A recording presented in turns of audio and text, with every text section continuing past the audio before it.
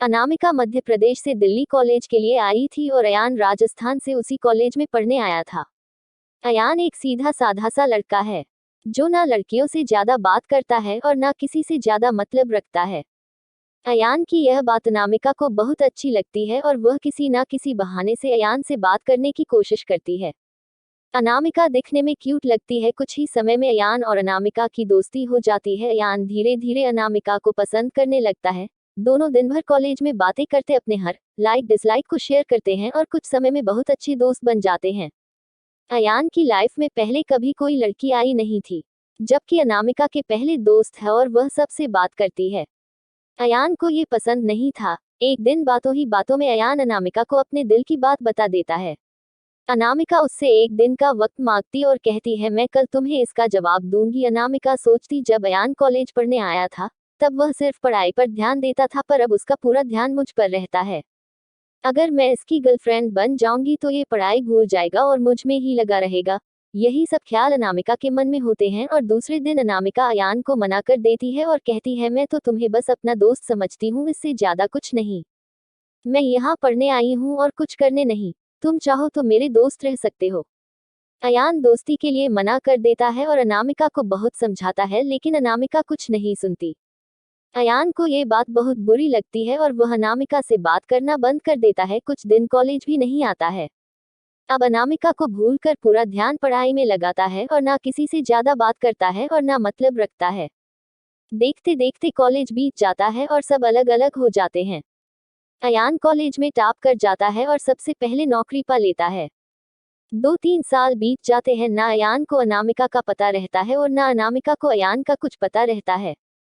अयान अपनी कंपनी छोड़कर एक नई कंपनी में ज्वाइन करता है, जिसमें उसकी पोस्ट पहले से बहुत अच्छी और पगार दुगनी रहती है।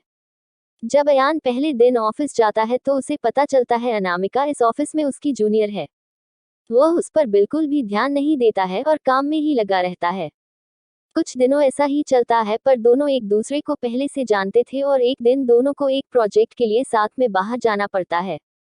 प्रोजेक्ट के बाद ना चाहते हुए भी अयान और अनामिका की बात होने लगती है। अनामिका अयान को समझाती है आखिर उसने उसको मना क्यों किया था। अयान को अनामिका की बात समझ आ जाती है और दोनों में गहरी दोस्ती फिर से हो जाती है। पूरे ऑफिस में दोनों की दोस्ती के चर्चे होने लगते हैं। अयान सीधा साधा लड़का रहता है, उसको ज्यादा कुछ समझ में नहीं आता है। अयान कुछ समय बाद अनामिका को डिनर पर ले जाकर फिर से प्यार का इजहार करता है। अनामिका इस बार अयान से मना नहीं करना चाहती, पर उसके पास कोई चारा नहीं है क्योंकि कुछ ही दिनों में उसकी शादी होने वाली रहती है। अनामिका अयान को अपनी शादी की बात बताती है। इस बार अयान का दिल पूरी तरह टूट जाता है। वह बिना कुछ कहे वहां से चला जाता है।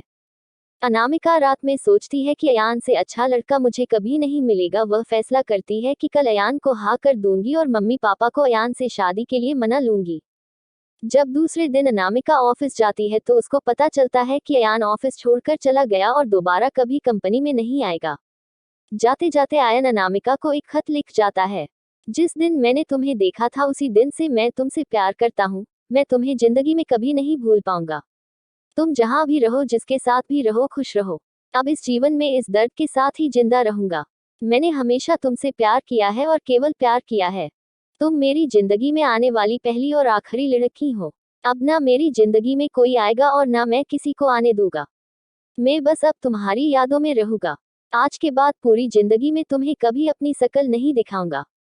बस भगवान से यही दुआ करता हूँ तुम जहाँ भी रहो खुश रहो, और शादी के लिए बहुत बहुत शुभकामनाएं। दोस्तों, उम्मीद करती हूँ आपको हमारी कहानी पसंद आई होगी। कहानी पसंद आई है तो वीडियो को लाइक करें, चैनल पर नए हैं तो सब्सक्राइब करें और हाँ, नोटिफिकेशन बेल को जरूर दबाएं ताकि अगली अपडेट सबसे पहले मिले।